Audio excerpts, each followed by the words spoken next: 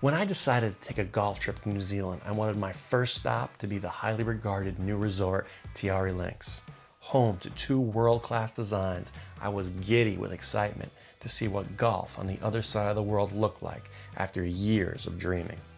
After a 2-hour drive from the Auckland airport, I arrived on the property and found my really well-appointed golf cabin.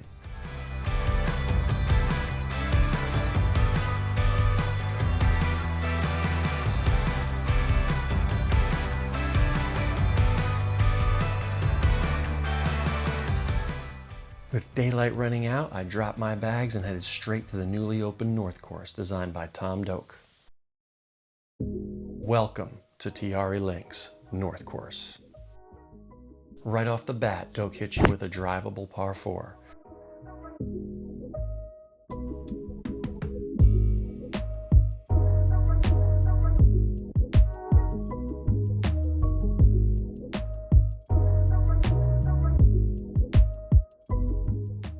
Unfortunately, I went a hair left and found the green side bunker. A terribly lazy bunker swing left me a long putt for birdie.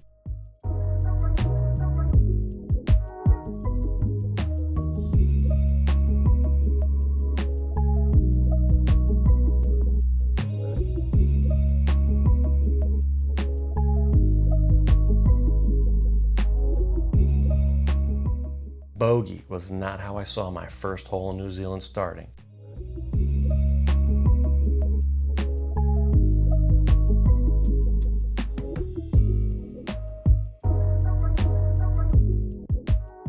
So after an easy first hole, Doak whacks you in the face with a 245-yard par 3.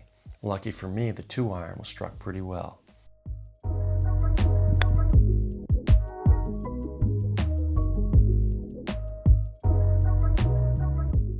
This putt might not look too tough on camera, but I assure you the break was severe and had my knees knocking. This is the last sea view for a while, so take them in while you can.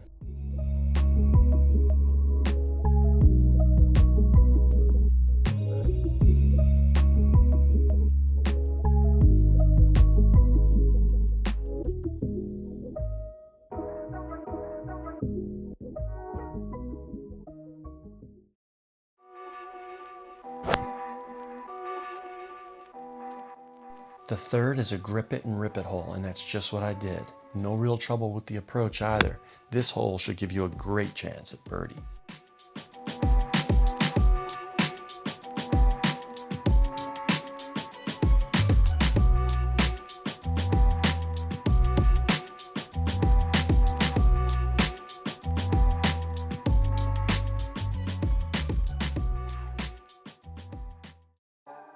The fourth is a brute of a par 4. I was fortunate enough to hit my best drive of the day here and only had a 7-iron into the green.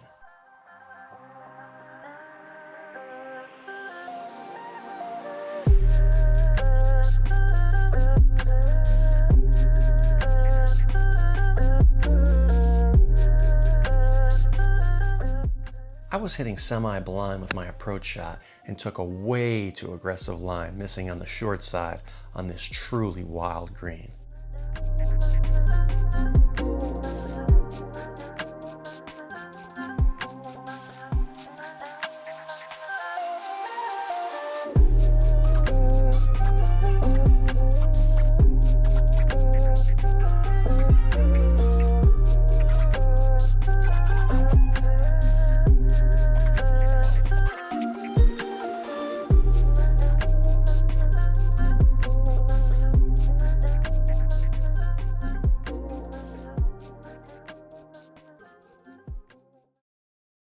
Another long par 4. The fifth tee shot should favor the left side. As you can see from my shot, the right side had some stance challenges, which led me to pull my approach left.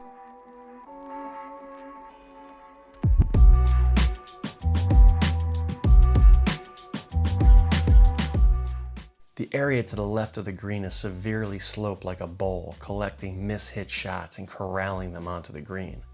I had no right being on this green after my poor shot, but sometimes the designer bails you out with the design. We aren't going to be bailed out in the greens, however. It's time to start sinking some putts.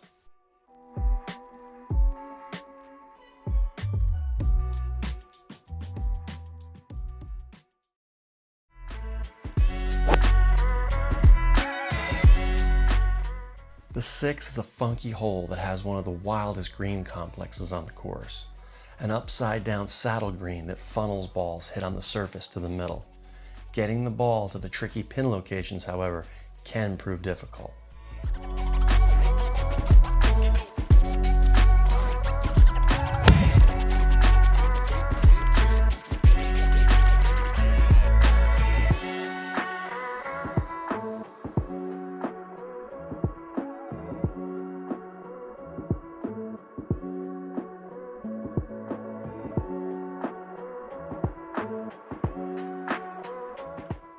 I tried to play this putt long and have the slope behind the pin bring it back into the cup.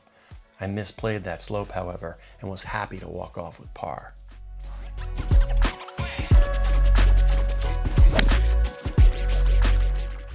I finally hit a well-struck iron shot right at the stick, and for a minute I thought I might get a hole-in-one. As you can see, it looks pretty close from my angle.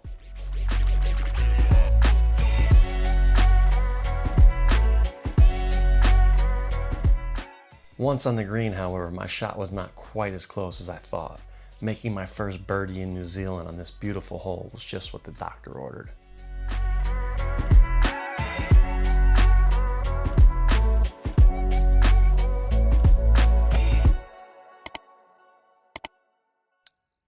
A short walk up the hill and across the road brings you to the dramatically beautiful 8th hole. A shorter par 4 that asks for a well-placed tee shot.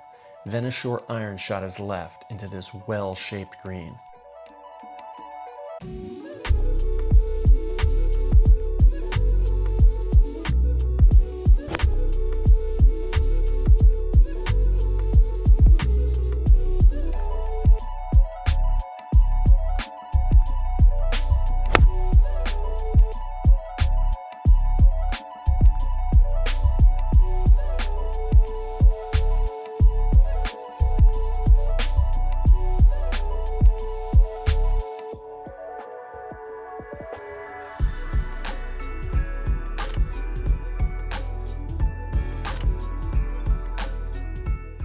I thought I made that one, but the slope was strong.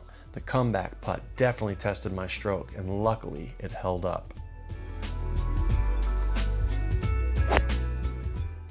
The 9th is an odd hole. After not hitting a solid drive, I found my ball only a few yards from the road I crossed earlier. If I really caught this drive, I may have hit the road, or worse, a car. Not sure about this hole design. What do you guys think? Comment below. I was left with around 215 yards and hit a beauty of a 4-iron right at my target. After walking up to the green, however, I don't think I could have gotten to that pin in 100 tries. Really tough location. I really wanted to make sure and get this eagle putt, so I gave it just a bit too much speed and went right over the hole, just missing the stick. I was now left with a much longer birdie putt than I wanted.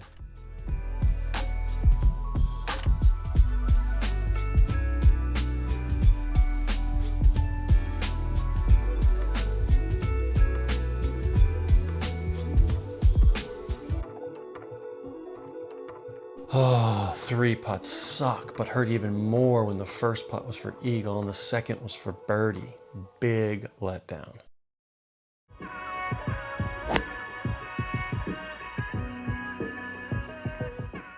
My weak drive to the right meant I was still thinking about that putt. Shake it off, hit a good second shot. A bit right, but on the green with a putt for birdie.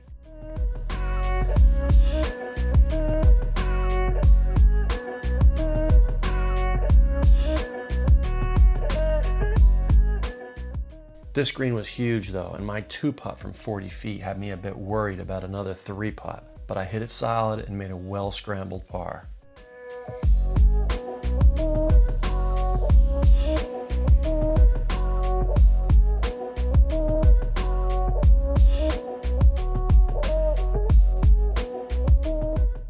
This is the time you grab a snack or a drink at the halfway house.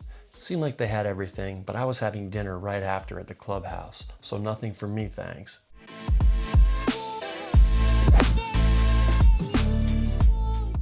The 11th is a long par 5 that gives the impression that the bunkers on the left are in play. Don't be deceived though. There is a ton of room down the left, as Doak has tricked you with an optical illusion on this long, wide fairway.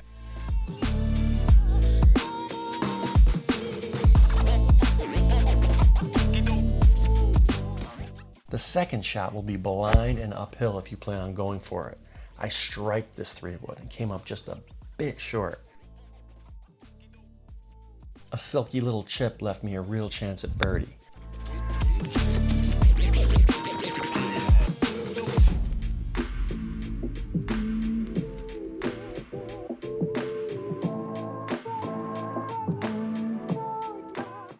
Back to even, let's go!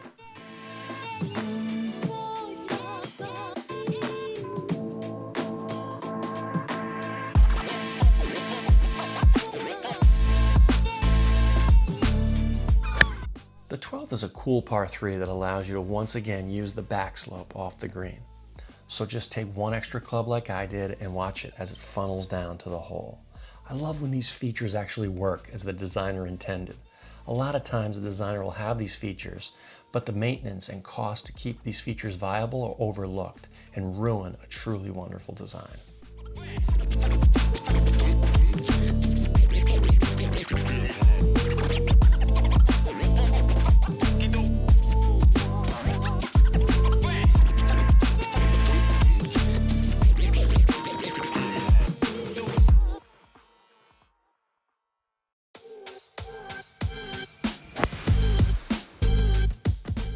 The 13th is a blind tee shot that had me take a very aggressive line, and I just found the rough. I hit a perfect 7-iron, but because the ball didn't have enough spin out of the rough, I was unable to hold this really tough green.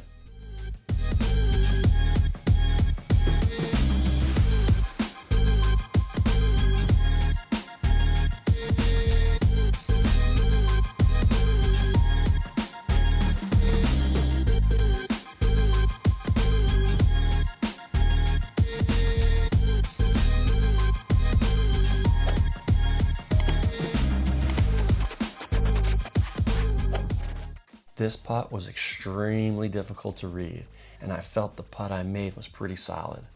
Unfortunately, my second putt wasn't as solid as the first. This miss was a heartbreaker. 3 great shots, and all of them got penalized. I guess this is why this is the second hardest hole in the course. The 14th is a gettable par 5 that I crushed my drive on.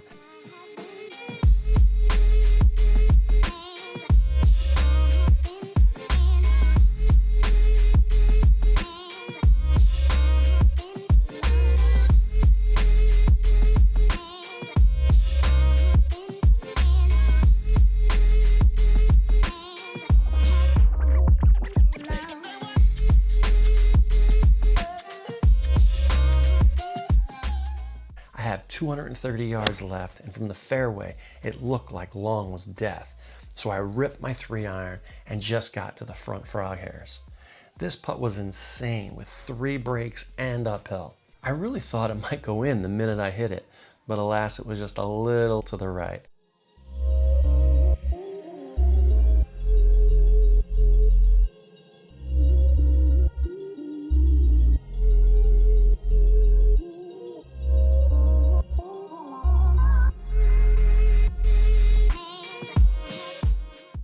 Tap-in birdie's always nice though on a par 5. Back to even.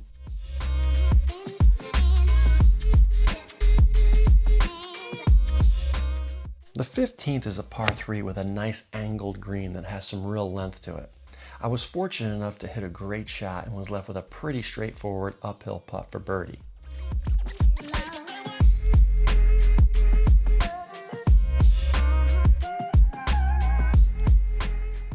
Oh no, the dreaded stick jiggler strikes again. I leave the pin in so you viewers can see the hole, so I guess you saw that, right?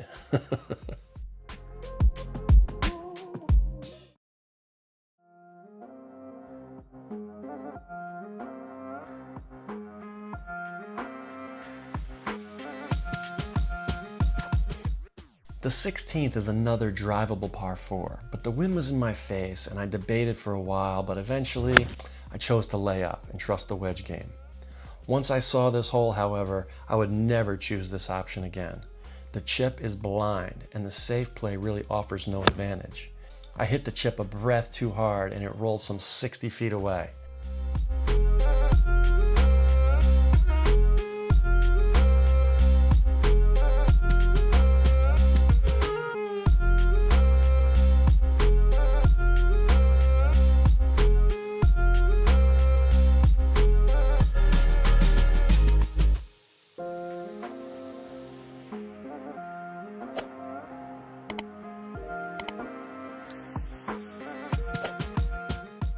My first putt felt great and I was happy to get out of there with a par. Oh, that was a kick in the...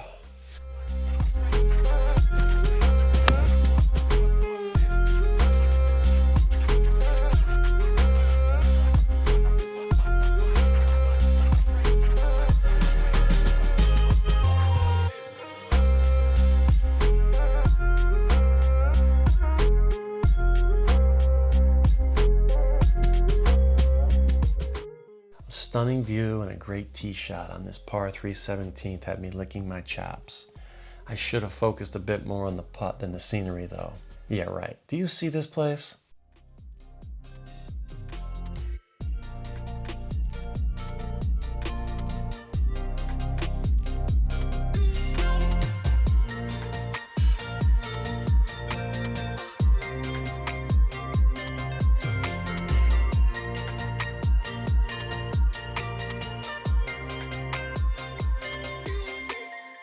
The par 5 18th is probably the most visually stunning hole on the course and gives you a real chance at birdie.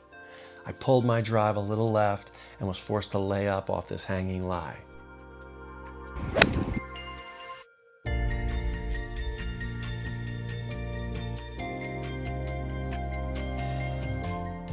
I had only a short iron, but I pulled it and was left with a tricky downhiller for my birdie.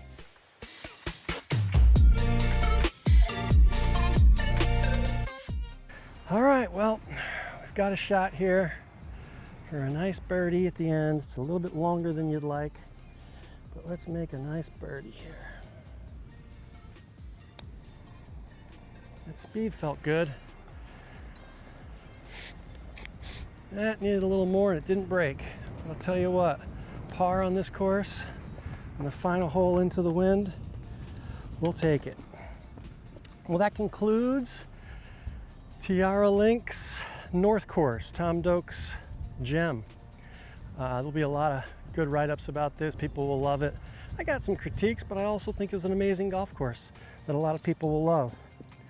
So I hope everybody enjoyed the review, enjoyed the round, watched me shoot a little 1 over par. And yeah, man, get out to New Zealand. It's a beautiful place to be. With that said, peace. See you next time.